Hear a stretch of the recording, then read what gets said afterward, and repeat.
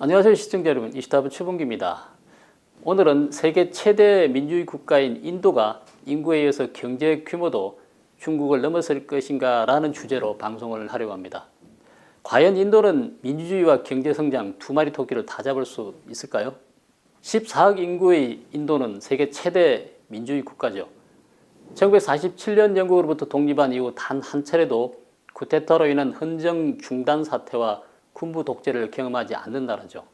인구 대국이자 핵무기를 보유한 군사 대국이기도 한 인도의 사례는 중국 특색 사회주의라는 명분으로 1949년 이후 중국 공산당 일당 독재 체제를 유지하고 있는 이웃 중국 사례와는 대비되고 있습니다.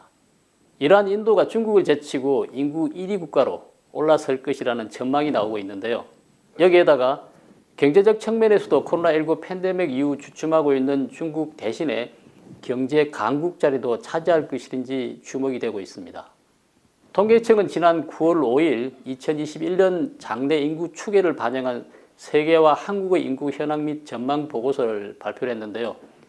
이 보고서에 따르면 2022년 올해 세계에서 인구가 가장 많은 국가는 중국이고 2위는 인도라고 밝혔습니다. 그렇다면 그 이유는 어떻게 될까요? 2040년이 되면 역전된다는 겁니다.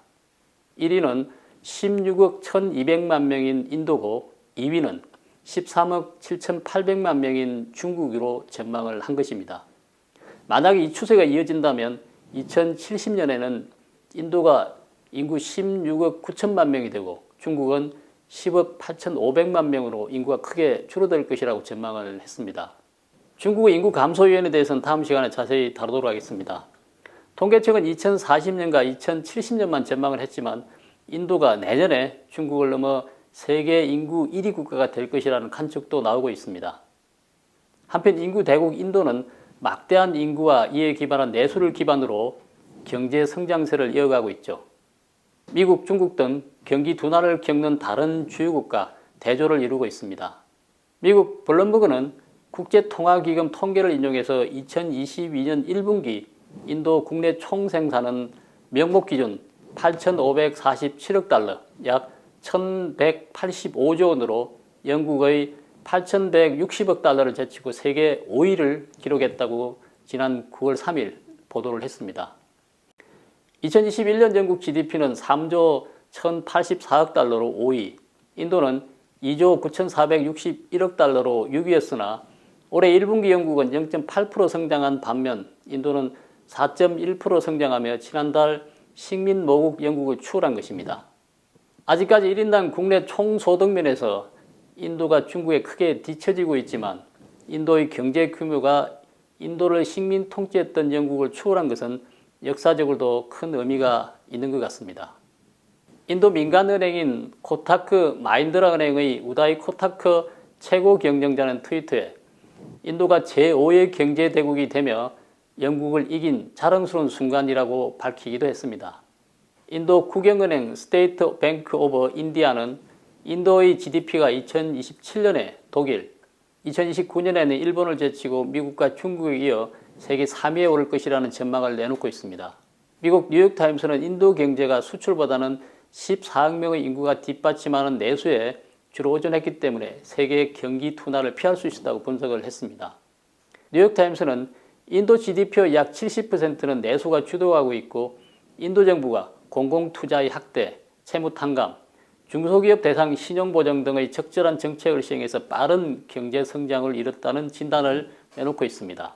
지난 9월 8일 월스트리트저널, 뉴욕타임스, 블룸버그 등 외신은 인도 주식시장과 경제가 코로나19 봉쇄, 러시아 우크라이나 전쟁, 에너지 등 물가 상승 등 각종 악재 속에서도 승승장구하고 있다고 진단을 했습니다.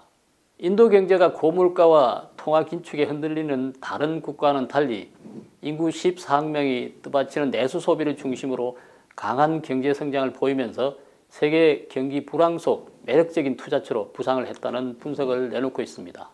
인도는 1991년 시장 개방 이후 고속 성장을 해왔습니다. 중국보다는 경제 개방이 12년 정도 늦었지만 공격적인 제조 부흥 정책으로 중국에 이어서 세계의 공장으로 빠르게 자리를 잡았죠. 특히 정보기술 부분 근로자 수는 지난 10년간 2배로 증가했고 소프트웨어 전문 인력은 매년 50만 명씩 늘어나고 있는 추세입니다. 휴대폰, 복제약, 항공시장 성장세도 폭발적이죠. 기업 가치가 1조 달러 이상인 유니콘 기업의 숫자도 미국과 중국에 이어 세계 3위입니다. 인도의 가파른 성장은 나렌드라 모디 현 총리를 빼놓고는 설명하기 힘들 것입니다. 1950년생인 모디 총리는 인도의 신분 제도인 카스트 중 하층민 출신입니다. 노점상 생활로 시작해 총리에 오른 입지적인 인물이죠. 총리 취임 전 모디는 구지라트 주지사를 4연임하며 글로벌 기업을 유치해 일자리와 경제 성장률을 갑절로 늘린 검증된 지도자로 평가를 받고 있습니다.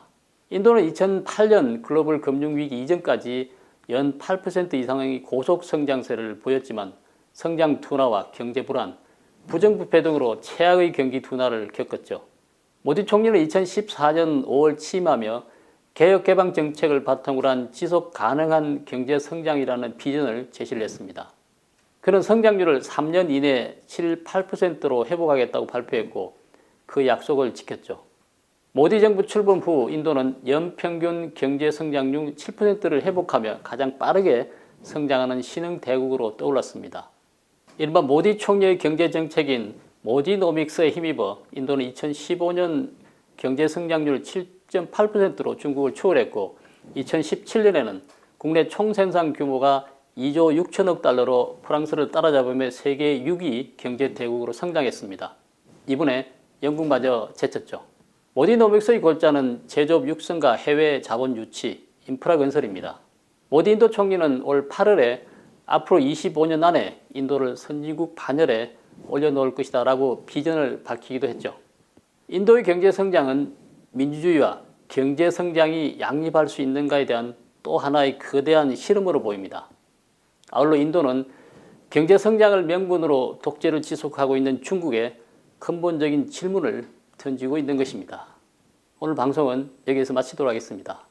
구독, 댓글, 좋아요 눌러주시고 지인들과 공유해 주시기 바랍니다. 감사합니다.